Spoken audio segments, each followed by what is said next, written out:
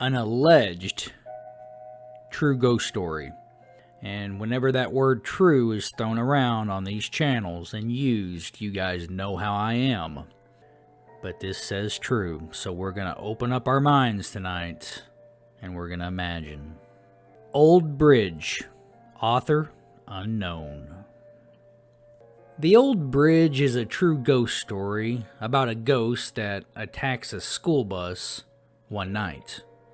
It is based on an old African American ghost tale that comes from Texas. Near Camden, a little sawmill town in East Texas, there was an old bridge that went by the name of McMainer Bridge. The reason it was called McMainer Bridge was that a crazy old man named McMainer was killed at the exact spot where the bridge crosses the river. One night, he was out riding when his horse got spooked and suddenly reared up on its hind legs. Old man McMainer was thrown off and he landed on his head. The fall broke his neck and killed him deader than a doorknob. Now, old man McMainer was a foul-tempered individual, and after he was buried, there were reports that his ghost haunted the old bridge at night, frightening anyone that tried to cross the river. Everybody in town was scared to travel across that bridge at night in case they encountered the fearsome ghost.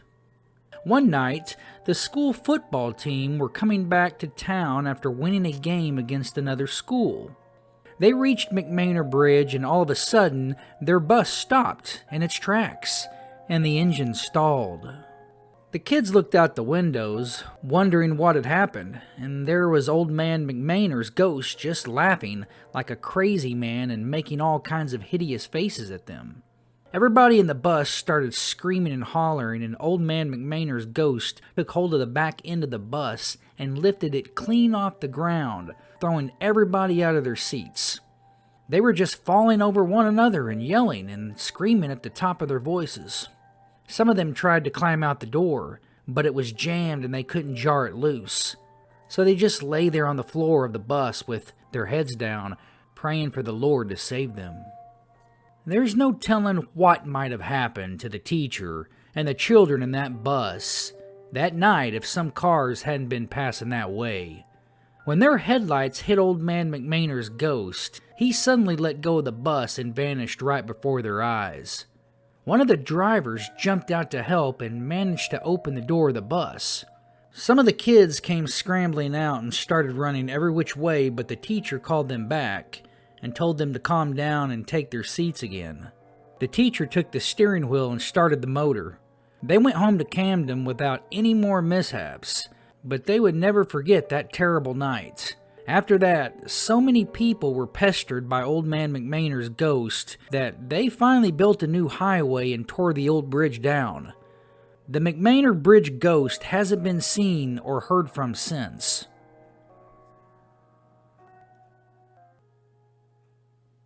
Bannister Doll, a true ghost story.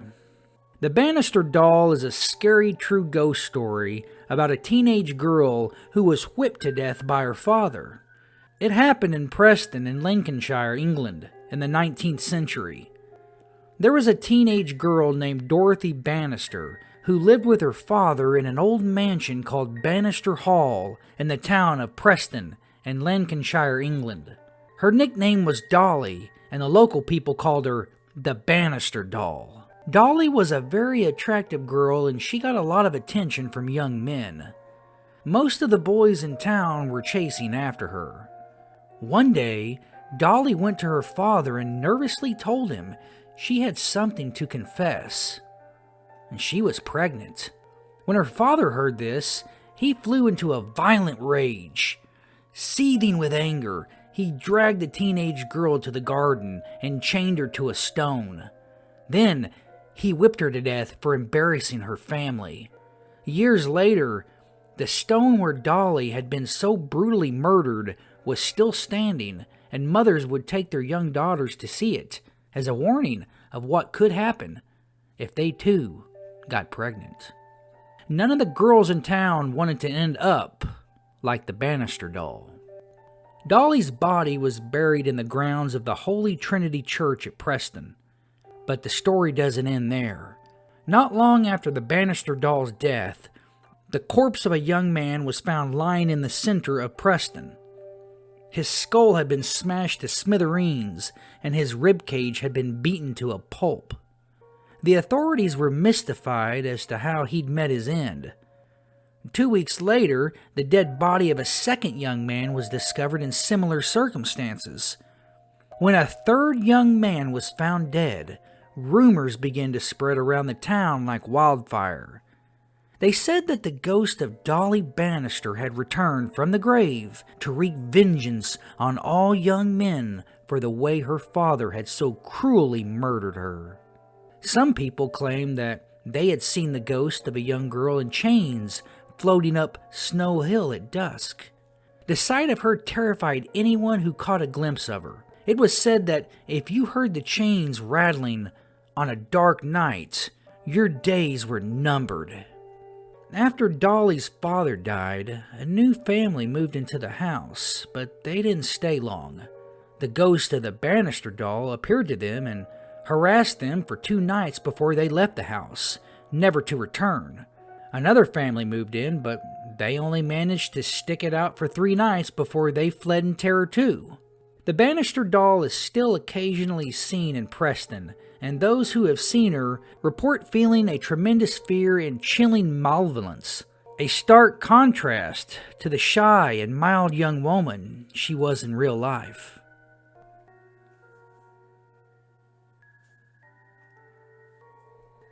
Dolly, author unknown. On her first day back at school after the summer holidays, Autumn was delighted to see all her friends again. When they filed into the classroom and took their desks, the teacher said she had an announcement to make.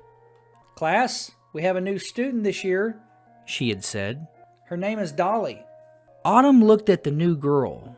She was really pretty, with long blonde hair, bright blue eyes, and pale white skin.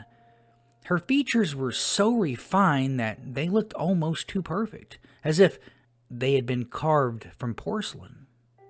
The year before, Autumn had been the new girl at school, and she knew how difficult that could be. It had taken her a long time to make friends, so at lunchtime, she made a point of sitting beside Dolly.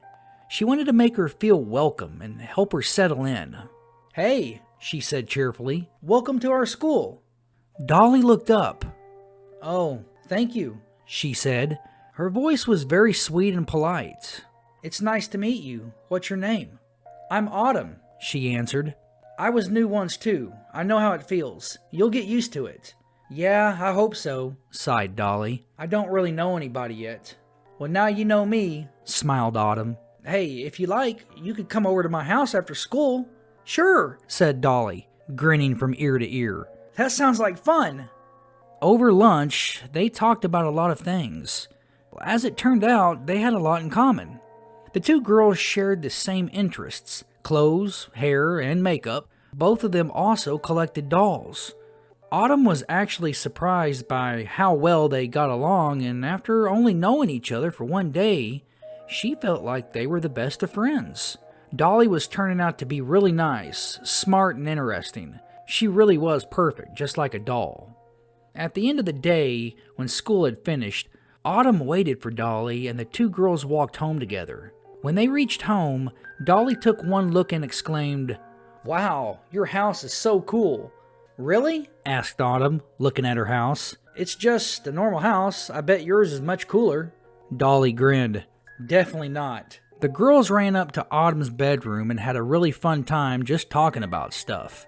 Autumn showed Dolly her clothes, her makeup, and her collection of dolls. Then they went downstairs to watch some TV. Not long after that, Autumn's mother arrived home from work. "Is that your sister?" asked Dolly as she walked in. "My sister? No, that's my mom." "Really? Wow, she looks so young." Autumn had to go to the bathroom, so she excused herself. When she came back, she found her mother sitting in the living room, deep in conversation with Dolly. "Autumn, your friend is so interesting and talented. Did she show you her trick?" What trick? Asked Autumn. She can do ventriloquism. Go on, Dolly, show her. Autumn looked at Dolly. You're able to throw your voice? Yes, of course, replied Dolly. That night, as Autumn lay awake in bed, she thought about her new friend. She didn't know what it was, but something about Dolly unnerved her now. Maybe it was the way she was able to speak without moving her mouth. Or maybe it was how she seemed so perfect. I guess that's why her parents named her Dolly, she mumbled to herself. The name definitely seemed to fit her. Looking at the time, she saw that it was growing late, so she switched off the bedroom lamp, rolled over, and went to sleep. Suddenly, she heard a strange, high-pitched laugh. She shot up. Who was that? She was a little scared. When she didn't hear anything else, she lay back down in bed, thinking it was nothing. The next couple days, Dolly came over a lot. One Saturday, Autumn went downstairs to ask her mom something. She had heard the laughing 3 nights in a row now, and she was scared. When her mom saw her, she smiled. The fresh smell of bacon and eggs filled the room. How was the sleepover? She asked. Oh, it was... She said sleepily. Wait, what sleepover? She was now more awake. Dolly sleeping over? Was it fun? Autumn stared at her like she was crazy. Dolly didn't sleep over yesterday, Mom. Autumn, I saw her at the door with her bags, and I saw her go up to your room. I heard you two at night. She even came down and talked to me for a little bit while you were asleep. Stop messing around. Her mom looked a little more serious now. Mom, what are you talking about? Dolly wasn't even here yesterday. Her mom continued cooking. Autumn, that's not funny. I've had enough of this. Go back to your room. But Mom, she started. Just go. Later that day, Autumn leaned over to Dolly in class and whispered, Hey, Dolly, I know this might sound strange, but did you sleep over in my house last night? If I slept over, don't you think you know about it? Whispered Dolly.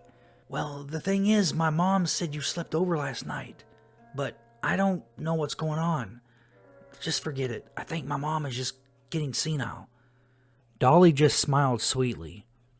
The next day, Dolly was absent from school.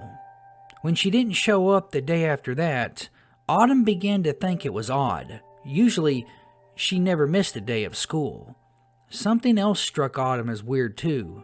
Whenever Dolly's name was mentioned, one of the girls in her class named Brianna always seemed nervous. Things are getting really weird, Autumn thought. When she walked into her room that night, she was thinking deeply. So the scream she heard scared her, except the weird thing was that the scream was hers. Sitting on her bed, there was a ventriloquist puppet. Its mouth was open and its big eyes just stared vacantly at her. She ran downstairs to tell her mom and to see if she had put it there as a joke. She ran into her mom's room, but all the lights were off. Mom? She asked, scared to death. Yes? Her mother replied in a hoarse voice as if she had a sore throat. Are you okay, Mom? I have a little cold, that's all. I'm scared. There's a puppet sitting on my bed. Can I sleep with you? Sure, her mom said in a rough voice. Autumn almost fell asleep and had calmed down when she heard the laughing. She burst out into tears, and surprisingly, her mom stayed asleep. The next day, her mom wasn't there. There wasn't any note or anything. She was getting really scared. After a week of her not coming back, she decided to call the police. Dolly had come back to school and said that she was really sorry about her mom thousands of times. They looked for her mom for a long time, and a week later, Dolly offered to let Autumn come to her house to make her feel better. She agreed, and after school, they went for a sleepover. What's that? Autumn asked while Dolly was giving her a tour. She was pointing at a door. Nothing, Dolly said sternly. I mean, that's my mom's study, so let's not go in there. That night, Autumn woke up and had to go to the bathroom, so she walked downstairs. This house sure is big, she mumbled to herself. Someone could easily get lost here. She found what she thought was the bathroom and opened the door. The second that it opened, she noticed it was Dolly's mom's study, and was about to apologize when she noticed something strange. Instead of an office, it was a staircase leading down to what looked like a basement. "Huh?" she said, walking down. It was really dark and she was starting to get scared. Eventually, she arrived downstairs and searched for a light switch. She found one and turned it on. The light swung back and forth, and she only got glimpses of the terror that was there. What was this? Autumn's eyes grew wide as she saw the bodies all over. Strings that you would find on puppets were on them, reaching the ceiling. Their mouths were cut like puppets too. Their jaw wasn't doing anything. She could see chunks of their backs out, a place to put forehand in and make them talk. Then she saw something even worse than all of this. There was her mom in a puppet pose. She couldn't scream. This was the most horrifying thing she could imagine. She started to weep quietly, scared to death. Suddenly, she heard Dolly's voice behind her. "Didn't I tell you not to go down there?" "This is your mom's study?" Autumn said, crying. "Of course not. Look," said Dolly, and she pointed to a human puppet in a corner. This one was polished and actually looked like it was wood. "That's my mom. This is my art studio," she laughed. What? Autumn backed up and screamed when she hit a dummy. "It's not that bad," Dolly started as she walked over with some strings. "In fact, you're my next project."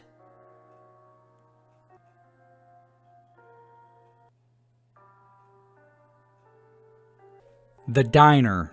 Author unknown. Last summer, I went on a trip with my best friends, Pasha and Cyril. We rented a cabin in the woods and planned to stay there for a week, enjoying the countryside. I am a keen amateur photographer, and I was looking forward to the chance to take some photos of whatever plants and wildlife we found out there in the wilderness. We started out early in the morning on the day of our trip. After packing our supplies into the boot of the car, we set out on the road. It was going to be a long journey, and while I was driving, Pasha and Cyril decided to take a nap in the back seat. 3 hours later, we were almost at our destination. The road was terrible, filled with bumps and potholes. The car was shaking so much that it woke my friends up. They said they were hungry, and before long, we spotted a small diner by the side of the road. We decided to stop and get a bite to eat. When we pulled up outside, we noticed that the diner was much more run down than we had realized. Some of the letters were missing from the sign, and the windows were dirty and covered in insects. There was a guard dog on a chain sitting outside the front door. When we got closer, we realized it wasn't a dog at all, but a wild wolf. I pulled out my camera and took a picture of it. When we went inside, we saw that the diner was almost completely empty. The only other customer, besides us, was a creepy old woman. Her face was lined and wrinkled, and she looked like a homeless person. Her clothes were ragged and dirty. Flies were buzzing around her head, and every time she coughed, she hacked up a big wad of mucus and spit it out on the floor. All three of us were hungry, so we sat down and ordered some burgers and fries. Looking back on it now, I think we were crazy to do that. While we waited, I couldn't take my eyes off the old woman. The most disturbing thing about her was that her right eye was missing. There was just a hollow, empty hole where she should have had an eye. And when she noticed we were looking at her, the woman became very irritated. She turned to face our table and began to laugh sarcastically. The waitress brought over our food and we started eating. The old lady saw we were still staring at her and she growled at us. Then she reached into her pocket, pulled out a glass eye and held it up to her mouth. Her lips spread into a malevolent grin as she stuck out her tongue and began to lick it. It was the most disgusting thing I had ever seen.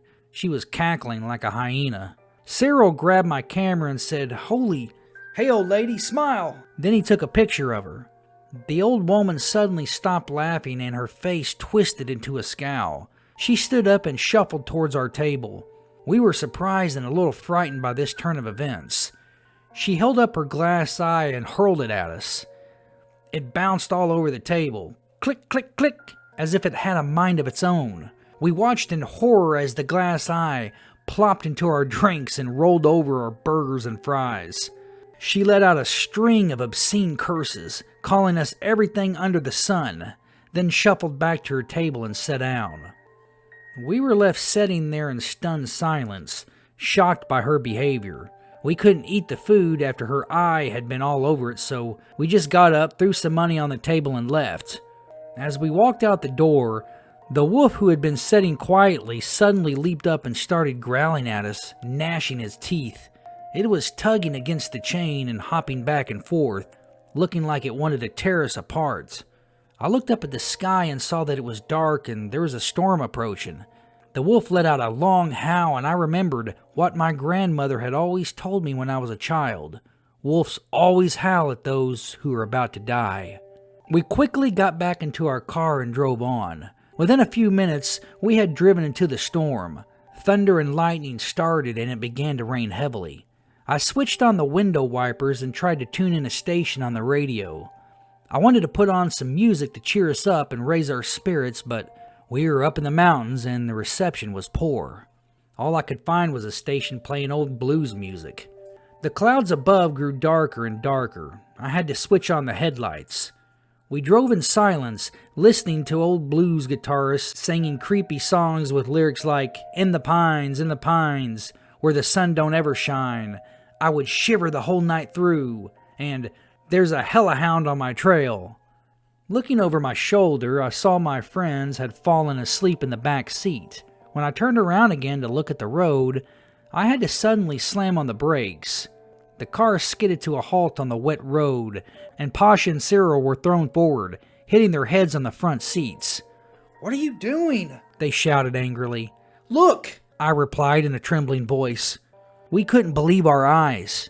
Standing in the road in front of us was the old lady from the diner. And how could that crazy old bat get there so quickly? There was no way on earth. I got out of the car and cautiously approached the old woman. She just stared right through me. "I'm sorry. We apologize for what happened at the diner." Before I could finish, the lady swung at me and slapped me across the face. The force of the blow was so strong that it knocked me off my feet.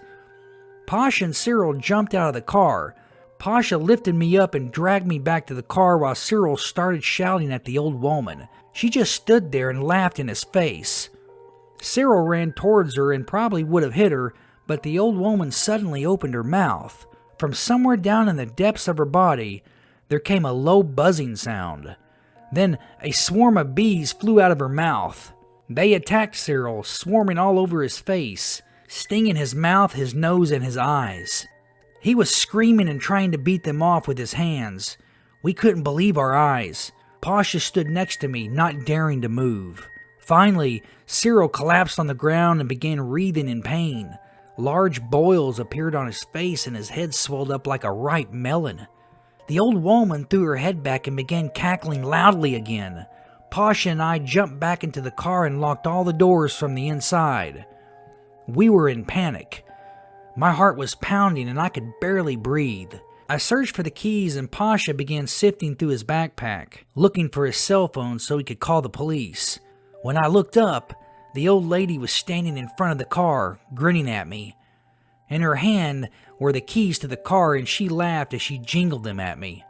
Pasha and I stared at her, open-mouthed, as she walked around to the passenger window. With a balled fist, she banged against the glass and it shattered. She grabbed Pasha by the neck and began choking him. Then she opened her mouth and let out a gust of nasty, stank breath. I watched in horror. Right in front of my eyes, his face began to melt like ice in hot weather, and that's when I screamed. He put his hand to his face, and when he pulled it away, the skin stuck to his hand and stretched like rubber. "My face!" he cried out. At that moment, I lost all hope that he would get out of this mess alive. Pasha's face turned to liquid right in front of me. Blood and skin dripped off his skull like hot wax, and his eyeballs dropped out of their sockets. He reached out for me with his hands that were dripping with bloody mucus. In a hoarse, bearable, audible voice, he moaned, "Help me!" I recoiled in horror and turned my head, unable to look at the disgusting sight. Then the old woman reached out and touched my arm. I froze, unable to move. A searing pain shot through my whole body, and my entire arm went black as it withered away. I kept screaming and screaming until I couldn't scream anymore. Everything went black. This had to be a nightmare. We woke up the next morning, lying in a clearing in the woods. We were completely naked and our skin was covered from head to toe in terrible scratches. Our bodies ached as if we had been beaten and tortured all night. When we made our way back to the road, we found our car. The windows were all smashed and the exterior looked like it had been beaten with a hammer and scratched with a knife. The interior was charred and blackened as if it had been set on fire. Without a word, we crawled into the vehicle and drove down the road. The car chugged along as if it were going to give out any moment. We eventually came to the diner and we crawled inside, begging for someone to help us and call the police. At a table in the corner, staring at us and laughing out loud, sat the old lady.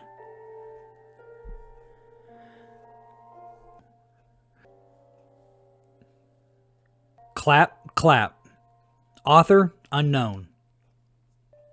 One day, a young married couple went hiking in the mountains. As the sun began to set, they realized they were lost.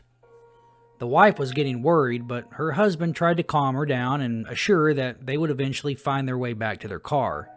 However, after walking for hours, they still had no idea where they were. It was growing dark and the man and wife were getting desperate.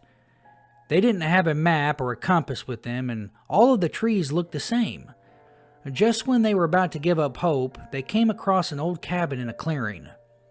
The cabin looked as if it had seen better days. It seemed like it hadn't been used in a long time. Some of the windows were cracked and broken, and a lot of the tiles had fallen off the roof. The husband knocked on the front door, but there was no response. When he turned the handle, it slowly creaked open. Inside, they found it was in a bad state of disrepair. There was very little furniture and the floor was covered in a thick layer of dust. As the couple cautiously looked around, they noticed a strange atmosphere and a peculiar musty smell. The walls were covered from floor to ceiling with graffiti.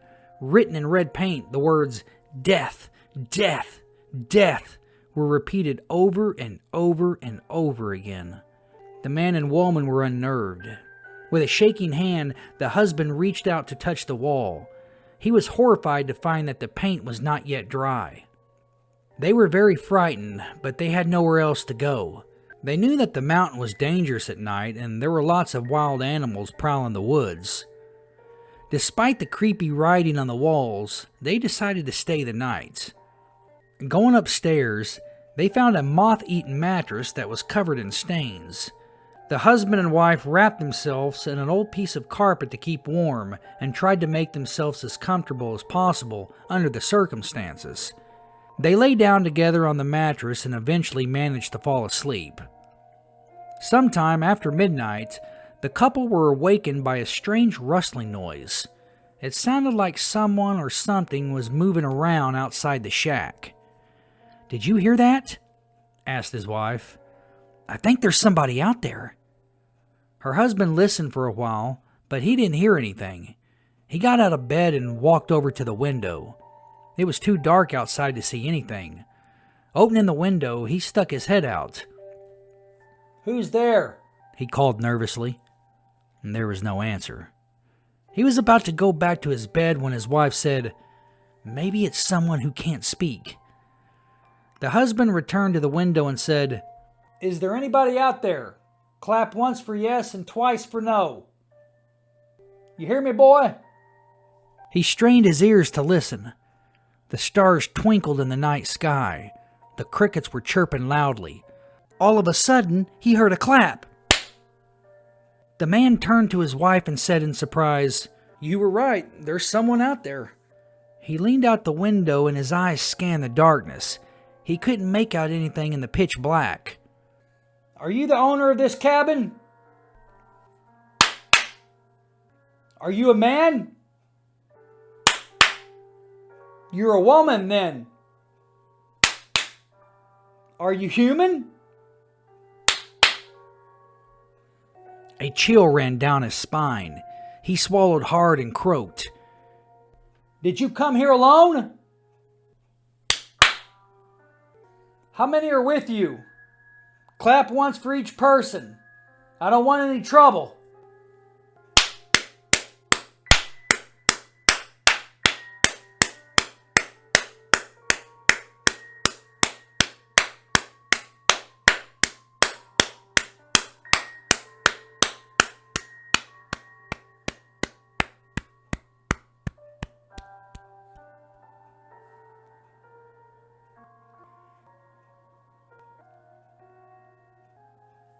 Knock, knock.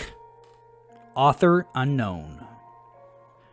As their mother was leaving, she told their children not to open the door under any circumstances.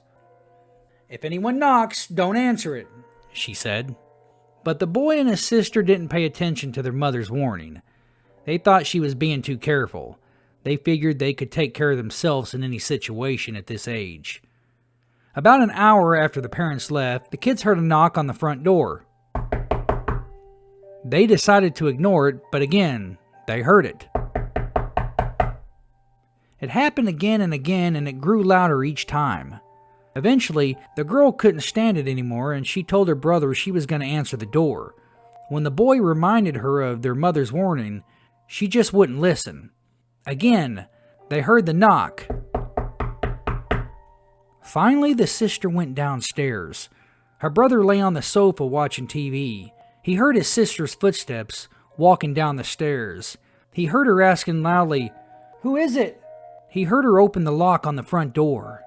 Then he heard only silence. He lay there for a while, listening for any noise, but heard nothing. Eventually, he started getting scared. His sister still hadn't returned. He was afraid to call out to his sister, so he sneaked out the back door and made his way to the neighbor's house. When he went into their house, his neighbor was watching the local news channel on TV. The news anchor on TV was talking about a murder. Then they showed a reporter live at the scene of the murder. The neighbor said to the boy, "Hey, that looks like your house." The boy was shaken with fear. "That is my house," he said, "and that's my front door."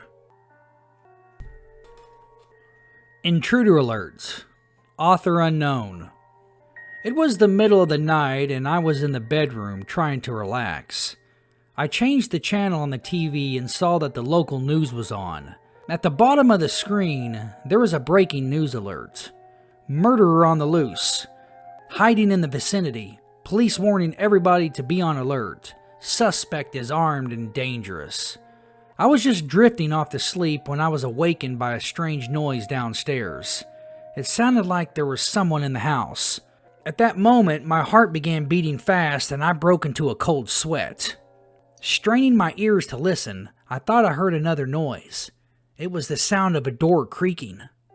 It wasn't my imagination. There was an intruder in the house. I have to get out of here fast, I thought. I slipped off the bed as quietly as possible and crept towards the window. My body was shaking with fear, and I was hoping I didn't make any noise. Just then, I heard faint footsteps making their way up the stairs. It sounded like more than one person. At any second, they would burst through the door. I had to get away. I climbed out the window and into the garage roof, moving as fast as I could without making too much noise. At the edge of the roof, I grabbed the drain pipe and lowered myself down until I dropped into the garden. As I paused, I looked up at the window I had just escaped from and saw the lights go on. "Whew, that was close," I said. A chill ran down my spine as I thought about what would happen if they caught me. I made my way to the bottom of the garden and into the woods. Once I was safely hidden by the trees, I broke into a run. I pushed onwards, stumbling through the darkness, moving through the undergrowth, until I came to another housing estate. Clutching my knife, I headed towards another house.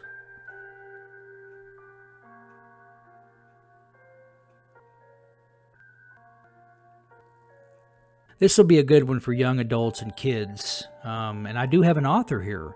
Go to Sleep. The author is Michael Whitehouse. For a tired child, bedtime is always a happy and relaxing event when they relax and drift off into a restful slumber. Some children complain when their parents force them to go to sleep before their bedtime. For me, bedtime was always a fearful and terrifying event that I dreaded every night.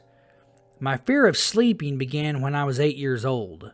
My parents moved me into my own bedroom, a small and narrow room at the back of the house, just large enough for a bunk bed and a chest of drawers. It had only one window which looked into the back garden and didn't let in much light. It was the first time I had ever slept on my own, and from the very first night, I remember experiencing a strange feeling of unease. As I lay on the top bunk trying to fall asleep, I thought I heard a noise. I couldn't be sure, but it seemed to be coming from the bottom bunk. The room was pitch black and the curtains on the window let in just enough light to make out vague shapes in the dark. At first I wasn't sure what the noise was. Sometimes the simplest of sounds can be the most unnerving. I listened closely and realized that it was the unmistakable sound of bedsheets rustling in the dark. The bottom bunk was empty, but when I peered over the edge of my bed, I thought I saw something out of the corner of my eye. Something suddenly withdrawing out of sight into the bottom bunk. Something that did not wish to be seen, perhaps. I lay there in disbelief, trying to convince myself that it was just my fevered imagination running wild. I turned to face the wall and closed my eyes, willing myself to fall asleep quickly. The rustling noise beneath me steadily increased until I couldn't ignore it anymore. Whatever was lurking in the bottom bunk began to toss and turn violently. Fear gripped my heart, and I had a terrible sinking feeling in the pit of my stomach. My pulse was racing and I broke out into a cold sweat. I could hear the sheets thrashing back and forth below. Eventually, I couldn't take the tension anymore and cried out for my mother.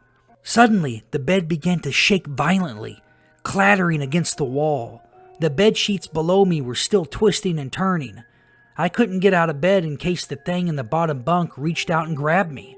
I imagined it pulling me by the ankle and dragging me off into the darkness.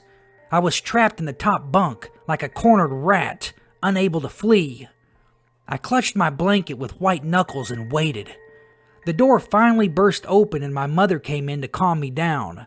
Tears were streaming down my face. She lay down in the empty bunk and promised to stay there until morning. Eventually, I was able to fall asleep. The next day, as I played in the backyard, I kept glancing up at my bedroom window. Each time, a chill ran down my spine and my hair stood on end. I felt like something was lurking in that room, watching me play and waiting for night to fall so it could be alone with me again. I tried to tell my parents about it, but they wouldn't listen to me. They just dismissed my claims as childish fears of the dark, and when night arrived, they ushered me upstairs and forced me to go to bed. "Go to sleep," said my mother. "Stop being such a baby." I didn't protest. It was no use. I resigned myself to my fate, climbed up to the top bunk, got under the covers and waited. Lying there in the darkness, alone and frightened, I heard the quiet rustling of bedsheets and knew it was starting again. But this time, it was different.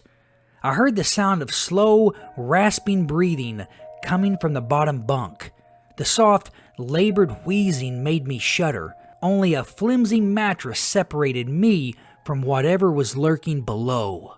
Lying there, paralyzed with fear, I just wanted this thing to leave me alone. Its labored breathing became louder and louder. Then suddenly, I felt something long and thin and poking at the underside of my mattress. I screamed in horror and the bunk bed again shook violently. My mother came rushing in and calmed me down with a comforting hug. Eventually, my terror subsided and, with her standing guard, I was able to fall into an uneasy sleep. This continued for weeks. Night after night, I would wake up to the sound of rustling sheets. Each time, I would scream for help and the bed would begin to shake violently. As soon as my mother came in, everything would stop and she would have to spend the rest of the night in the bottom bunk, just so I could go to sleep. It was a difficult time for my family. My grandmother was sick and my mother had to go and take care of her. When I found out that my mother would be away for the whole weekend, I flew into a panic. There would be nobody to protect me from the thing under the bottom bunk. No one would answer my cries in the middle of the night. On the day my mother left, I rushed home after school and immediately stripped the bedsheets and mattresses off the lower bunk and removed all of the slats. My plan was to prevent that thing having a place to sleep for the night. I hoped that somehow this would protect me. Unfortunately, that night proved to be the most terrifying experience of all. To this day, I shudder to think about it. I managed to fall asleep, but in the middle of the night, something woke me. The room was pitch black and there was no noise. No rustling of sheets, no movement at all. However, something didn't feel right. Just then, I felt the covers on my bed begin to move. The horrifying truth suddenly dawned on me. The wretched thing that had terrorized me night after night was not in the bottom bunk. It was in my bed. I opened my mouth and tried to scream, but nothing came out. I was too terrified. My eyes were wide with terror and I lay motionless, barely able to breathe. I didn't want to let it know I was awake. I could feel it lying beside me, something cold and slimy leaning against my right arm. It was lying under the blanket. I could see its outline, but I didn't dare to look. All of a sudden, it rolled over on top of me and I felt its weight pressing down on me. I will never forget that awful feeling. Hours passed and I lay there motionless, in the darkness, too frightened to move a muscle. I wanted to cry, but no tears would come out. Finally, I reached my breaking point and couldn't bear it a moment longer. Ever so slowly, I tried to ease myself out from under it, inch by painstaking inch, moving sideways. Just as I thought I was about to escape, it moved. Dear God, it moved. I felt a clammy hand reach across my chest and close around my throat. Its grip gradually tightened, and I felt it squeezing my neck. The horrid, slimy thing began writhing and contorting under the blanket. I could hear it wheezing, rasping, and coughing. I felt its breath breathe against my face, foul and cold as ice.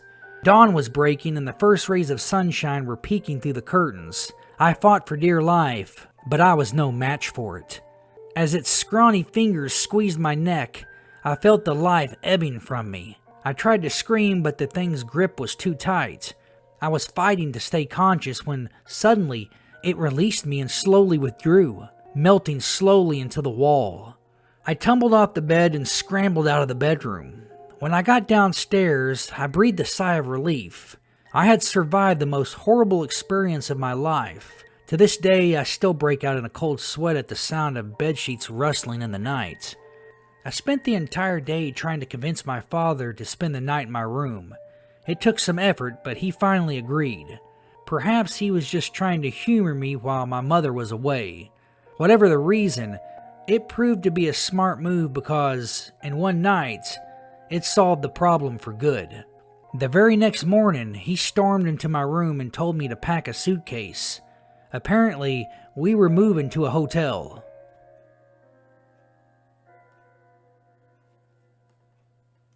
Ashley, author unknown. There was once a girl named Ashley Halligy who had a boyfriend named Jack. Jack was the most popular guy in school.